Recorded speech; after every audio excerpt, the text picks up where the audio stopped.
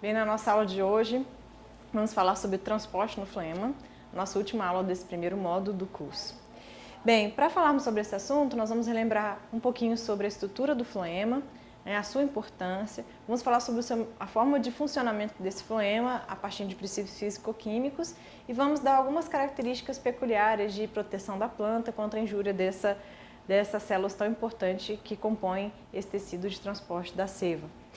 Bem, já em 1686, Malpighi descreveu a importância de um anel que se faz ao redor do caule.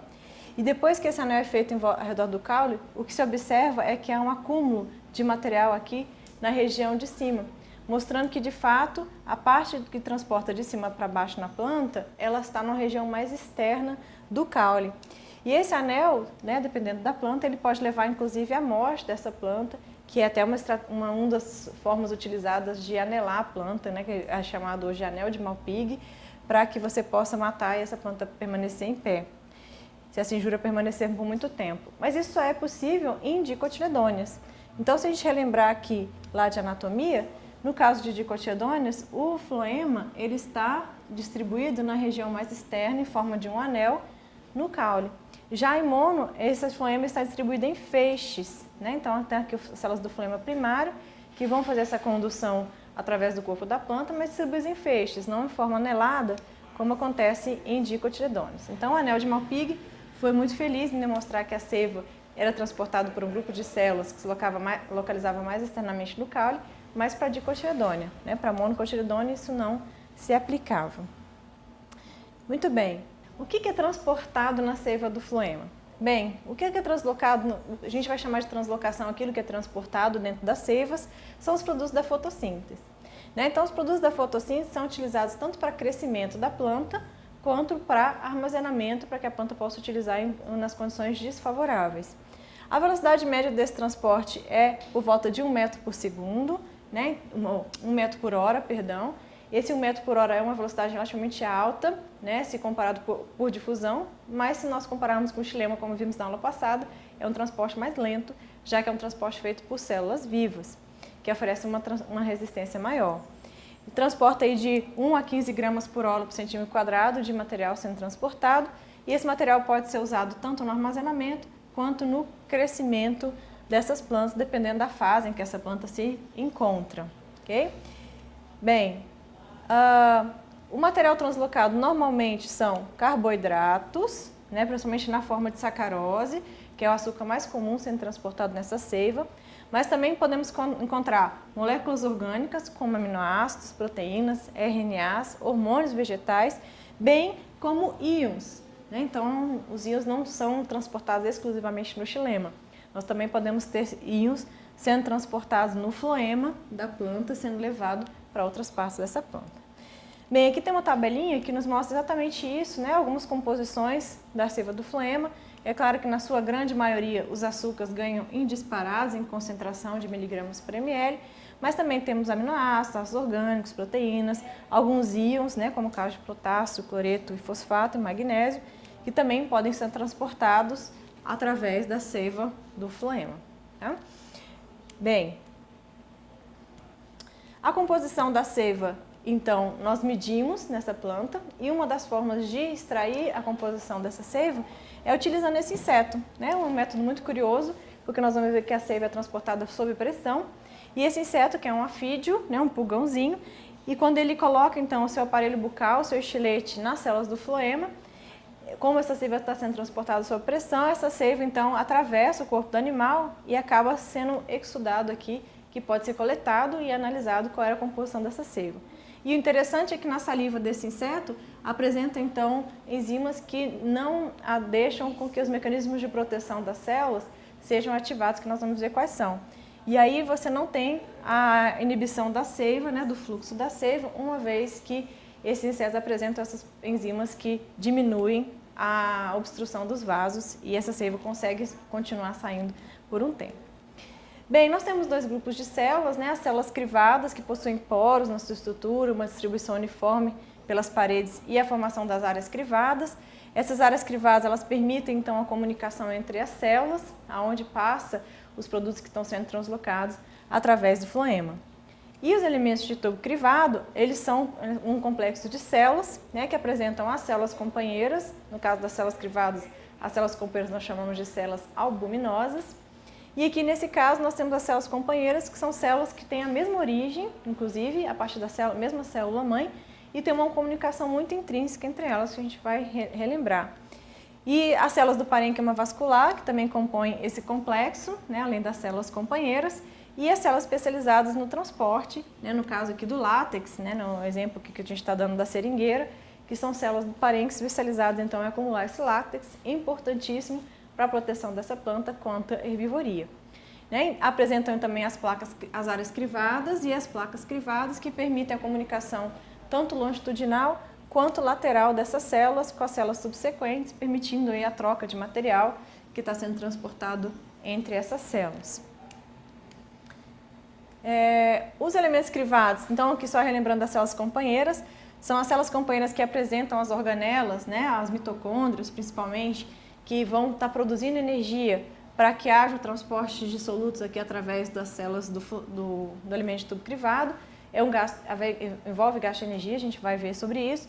E elas apresentam então todo o material genético necessário para a produção de todas as proteínas importantes para o elemento de tubo crivado. Tá? Então as células companheiras realmente são verdadeiras companheiras que estão ali fornecendo tudo o que os elementos de tubo crivado precisam, caso haja algum tipo de injúria ou haja demanda de energia. Se houver algum tipo de injúria nessas células, uma das formas de reparo dessas injúrias é através da deposição de proteínas P. Essas proteínas P, e é um vaso que está muito suscetível a injúrias, né, só ressaltando sobre isso, porque está numa localização mais externa do corpo da planta. Então, qualquer machucado, qualquer invasão de afídeos, por exemplo, são vasos que estão muito suscetíveis a isso.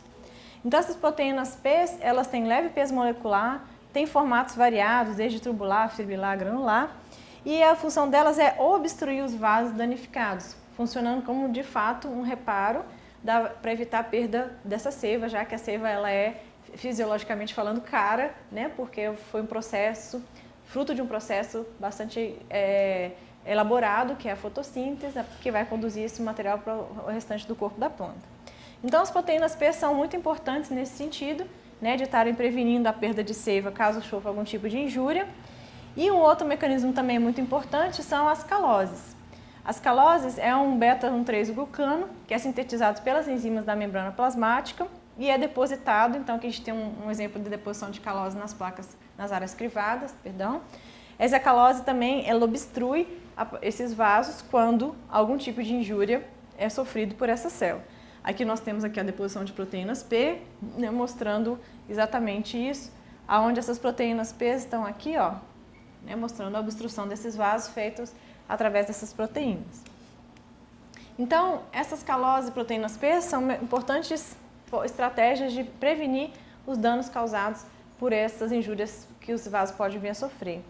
Bem, um mito que a gente tem que tirar de vez da cabeça é de que floema só funciona de cima para baixo. Não, o que direciona o fluxo do floema é a relação entre a fonte, onde o material está sendo produzido, e o dreno, onde o material está sendo consumido. Então, a fonte, usualmente, são folhas maduras, bem desenvolvidas, que estão fotossintetizando. E o dreno, normalmente, são folhas imaturas, raízes e frutos em formação.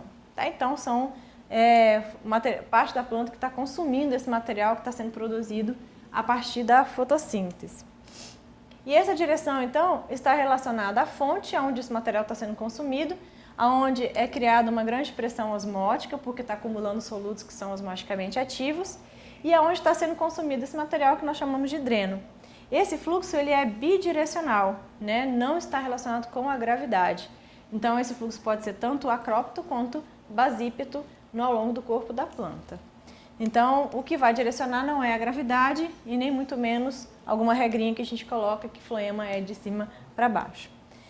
Bem, se a planta está no crescimento vegetativo, normalmente os órgãos que são os drenos, né, são o ápice caulinar e o ápice radicular. São fortes drenos porque a planta só está crescendo vegetativamente. Mas se a planta se encontra na sua fase reprodutiva, fortes drenos são os frutos e as sementes, que estão consumindo aí, né, então aqui os frutos, aqui frutos e sementes, aqui frutos, então estão consumindo uma grande quantidade de energia da planta, investindo então, né, na formação de sementes e frutos né, um período da fase reprodutiva.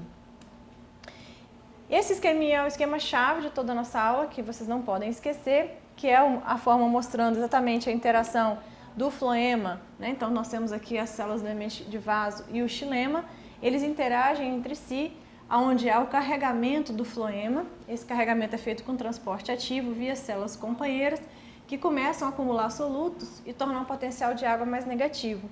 Esse acúmulo de solutos faz com que a água do xilema seja transportada até o floema, aumentando o potencial de pressão dessas células, empurrando então essa seiva em direção ao dreno. Lá na região do dreno acontece então o descarregamento, que pode ser via simplasto ou via apopasto, do material que está sendo transportado, no caso aqui as bolinhas vermelhas simbolizando sacarose, diminuindo então a pressão, tornando o potencial de água menos negativo, e essa água agora volta para o xilema e sobe por diferença de pressão, como a gente viu na aula passada. Então esse esqueminha, ele é um esquema-chave, onde a gente consegue visualizar a dinâmica desse processo de transporte no floema e a interação desse transporte com o xilema, ok? E, por fim, só ressaltando que o modelo de Munch é um modelo que explica esse mecanismo, que vocês vão ver em aula prática, inclusive, né, que é o gradiente de pressão hidrostática que se estabelece entre a fonte e o dreno, que é a força que direciona esse fluxo em relação ao dreno, causado então pela difusão osmótica da água entre os tubos crivados e entre a fonte e o dreno, e que o carregamento e o descarregamento que acontece ao longo do caminho demandam de energia. Então o modelo de Munch, que é o que vocês vão ver em aula prática, é um modelo extremamente simples, onde ele consegue mostrar isso por um processo físico, que a entrada da água acontece na região da fonte, porque é acúmulo de solutos, e a saída da água se dá na reação do dreno, onde os solutos são descarregados, né? Algo que está acontecendo ao longo do corpo da planta, todo o tempo, esse carregamento e o descarregamento, ok? Bem, então o que nós tínhamos para comentar sobre a aula de hoje é isso, né? Espero que então vocês tenham compreendido um pouco mais sobre como é o funcionamento do floema e nos vemos até na próxima aula.